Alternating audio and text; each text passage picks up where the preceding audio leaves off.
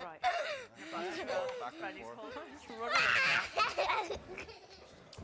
Who's that? Hello. I thought that was my reflection. I thought I don't look like that.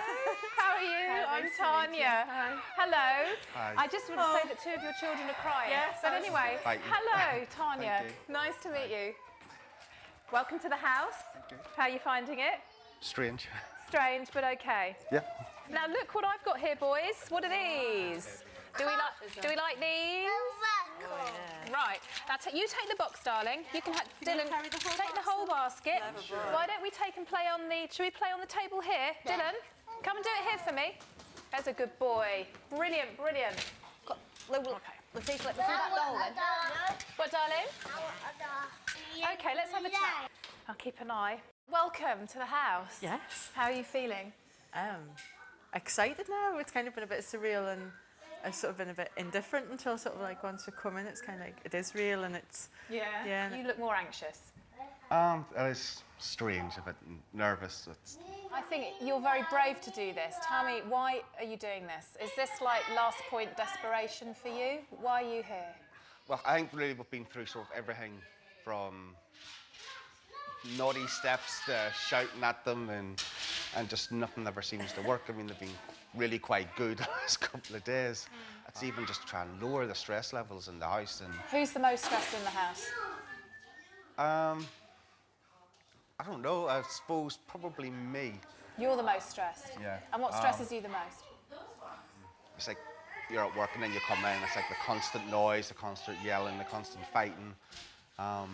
You're like constantly trying to separate them when they're fighting. And Is family life a pleasure for you? If you're really honest. Sometimes it can be, and sometimes it's really, really nice.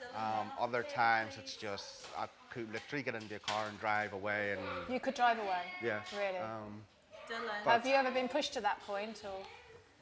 The furthest ever gets go to the park and sit in the car and for half an hour and then come back, sort of to cool down, to calm down, and come back and you've got fresh eyes. And You worry about Dylan? Yeah, I And do. do you worry about Rowan? Yes. What do you worry about with Rowan? Rowan's anger.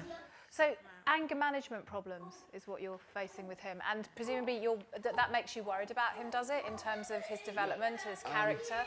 I mean, I think really I suppose we look at it as like, in 10 years' time, if it's still there, what's going to be the outcome?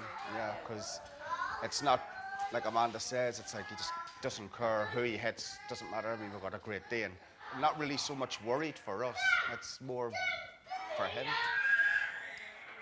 If I had a magic wand over your family, Friday, you're walking out, what are we seeing? A little boy who knows when he's going to get angry and who can maybe either move to another area and be happy about sitting in another area. I'm getting angry now, I just want to go for it, and when I calm down, I want to come back in again. But it never sort of works like that, you know, and I think. You have to tell me if you see the frog in the tank. If ever I've seen a challenge, that's 3 children under the age of 4. It seems bonkers. I mean, it just seems chaotic and like a pressure cooker. Yes, they have their eldest son, Dylan, who has a diagnosis of being mildly autistic. He communicates very well.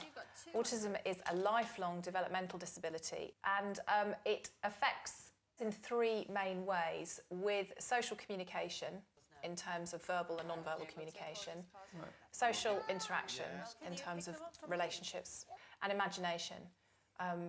Quite a lot of rigid and stereotypic play. You can see that with the way he likes to line his cars up. Now, I imagine for little Rowan, who then comes along, who parents are question marking whether he may have problems as well. It's quite difficult, because here's an older brother who everything has to be just so. Along comes Rowan, and he doesn't want his cars in a line. He wants his cars all over the place. He wants to do big kind of car crashy stuff. That's then you get this big sort of upsurge of problem behaviour between the 2 boys. What was it like sitting with Amanda and Morton? I think Amanda and Morton are doing everything they can to make everything fine, but I think underneath everything isn't fine at all. But interestingly, Morton says, I get in my car, I drive away, I just need to calm down, I come back.